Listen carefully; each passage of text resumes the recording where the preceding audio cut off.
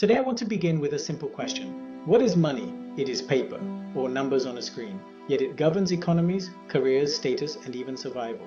What is a nation? It is a line drawn on a map, yet people are willing to fight and die for it. What is a professional title? Doctor, judge, professor. They are words, but those words change how we are treated. These are examples of what we call social constructs. A social construct is not something found in nature like gravity or oxygen. It is a category or concept created and maintained by collective human agreement. Money exists because we all agree it has value. Marriage exists because societies define it. Nations exist because people accept borders. A social construct is created by people, but once created, it becomes powerful. Now, here is something important. Social constructs are not fake. They are not illusions. They are socially created realities. They exist in what philosophers call intersubjective space, the shared mental agreement between human beings. If tomorrow everyone stopped believing in currency, it would lose value. Constructs depend on collective belief. And that belief is where cognitive biases begin to operate. Let us now introduce another concept, cognitive bias. A cognitive bias is a systematic pattern of deviation from rational judgment. It is a mental shortcut. Our brains evolved to process information quickly, not perfectly. These shortcuts help us survive, but they also distort perception. Now here is where it becomes interesting. Social constructs and cognitive biases interact in powerful ways. First, confirmation bias. It is the tendency to seek information that confirms what we already believe. If you grow up believing a social role is natural, you will selectively notice examples that reinforce that belief.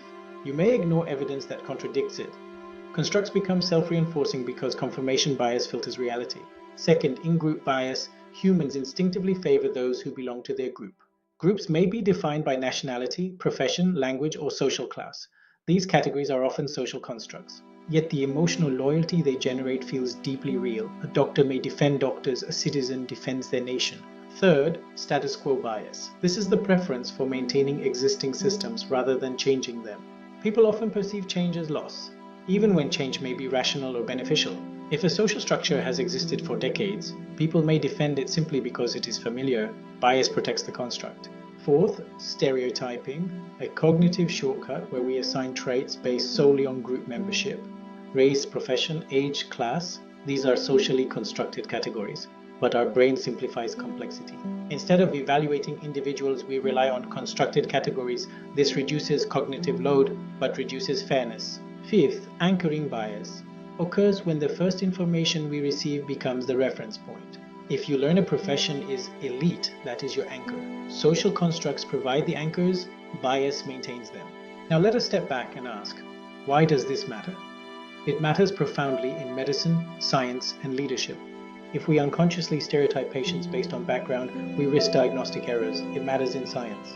In leadership, if we over-identify with our in-group, we reduce objectivity. It matters in personal growth.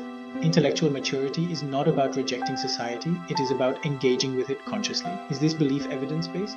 When we understand that biases shape perception, we gain the ability to pause. That pause is the birthplace of rational thinking. Clarity begins with understanding how the mind constructs reality, from reaction to reflection. That is rational intelligence. Thank you.